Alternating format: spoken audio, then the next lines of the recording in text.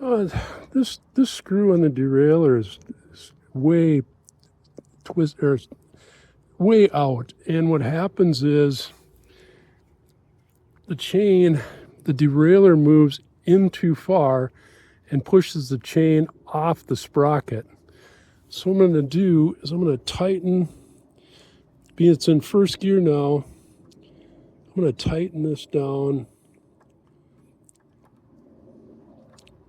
so that it can't go any further than that position.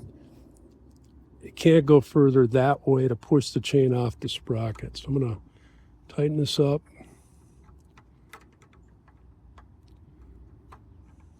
Screw it in. It isn't really necessarily tightening. It'll tighten up when it hits the derailleur, or the part that swings that way, and it just tightened up. Let's see how it shifts now.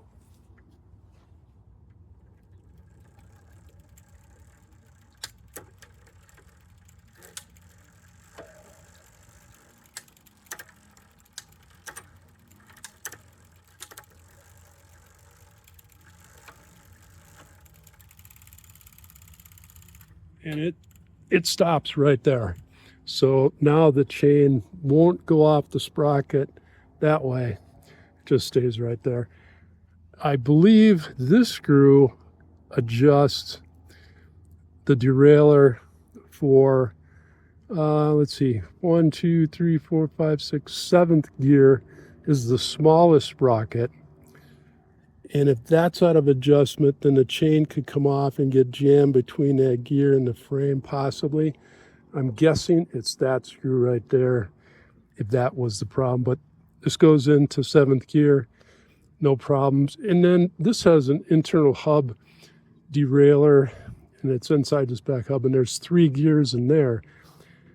But I need to run it through all of the gears to make sure if this, depending on this one, is set in 1st gear, now there's 3 gears.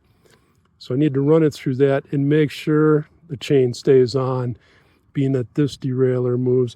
And if I had a front derailleur, it might be different too, because those front derailleurs move the chain usually back and forth this way. And that can have an effect of where that chain's going to sit there on the rear derailleur. So it's kind of trial and error and putzing around. But be sure and check out my other videos.